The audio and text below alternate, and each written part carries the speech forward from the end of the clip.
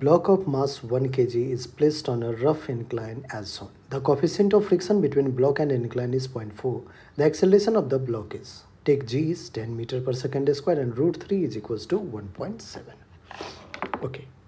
बच्चों हमें acceleration find out करना है, डायनामिक्स का इक्वेशन यूज़ करना होगा। आइए सबसे पहले अगर अपन फ्री बॉडी डायग्राम देखें तो इस ब्लॉक पे mg एक वर्टिकली डाउनवर्ड फोर्स लगेगा।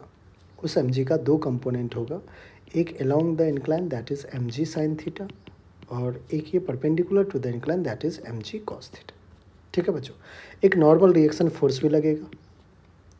अब अगर सरफेस हमारा फ्रिक्शन के साथ है, अगर फ्रिक्शनल सरफेस है, रफ सरफेस है, तो क्या इस पे इस डायरेक्शन में जो इसका रिलेटिव मोशन होगा उसके अपोजिट डायरेक्शन में क्या होगा, टेंडेंसी मोशन का किधर है, इधर। और इनफैक्ट टेंडेंसी क्या, एक्सेलरेशन ए ही इस डायरेक्शन में है, तो फ्रिक्शनल फोर्स जो लगेगा वो इस डायरेक्शन में लगेगा। ठीक है बच्चों, फ्री बॉडी डायग्राम तैयार हो चुका है हमारा। Now apply dynamics equation. अब अपन क्या कर रहे हैं, डायनामिक्स इक्वेशन अप्लाई कर रहे हैं। एक्सेलरेशन के डायरेक्शन में जो फोर्स लग रहा है वो है mg साइन थीटा। क्या उसके अपोजिट डायरेक्शन में फ्रिक्शन फोर्स लग रहा है, तो mg sine theta minus friction force f। क्या और कोई फोर्स अलोंग द इंक्लाइन लग रहा है, नहीं लग रहा है, is equals to mass m into acceleration a. तो जिस डायरेक्शन में एक्सेलरेशन है बच्चों उसी डायरेक्शन में हमने क्या किया है, डायनामिक्स का इक्वेशन लिखा है, that is along the rough surface लिखा है, अलोंग द इंक्लाइन सरफेस। अब देखिए एक और चीज़ है, यहाँ से आप नॉर्मल रिएक्शन किसको बैलेंस कर रहा होगा, तो नॉर्मल रिएक्शन n जो होगा वो mg कॉस थीटा के इक्वल होगा।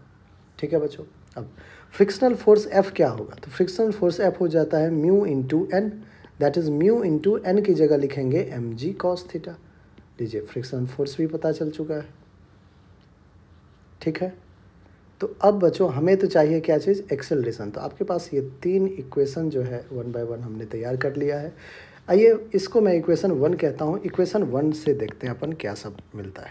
From equation 1 mg sine theta minus friction force F। अब फ्रिक्शन फोर्स को मैं क्या लिखूँ, mu mg cos theta is equals to mass m into acceleration a. Mass m cancel out हो गया, g into sine 30, theta कितना है बच्चों 30 डिग्री है, माइनस का mu g into cos 30 is equals to acceleration ए।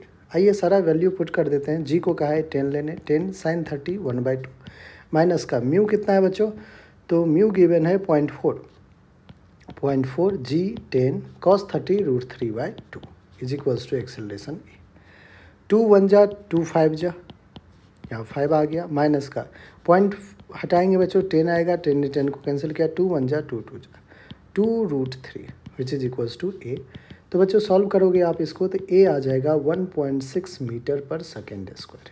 यहाँ से एक्सेलरेशन ए कितना आ रहा है 1.6 मीटर पर सेकेंड स्क्वायर, जो कि बच्चों ऑप्शन नंबर बी है और बी ही हमारा क्या है, बिल्कुल करेक्ट आंसर है। ठीक है बच्चों, तो सिंपल प्रॉब्लम था। इसमें आपको सबसे पहले फ्री बॉडी डायग्राम ड्रॉ करना है, फिर डायनामिक्स का इक्वेशन लिख लेना है।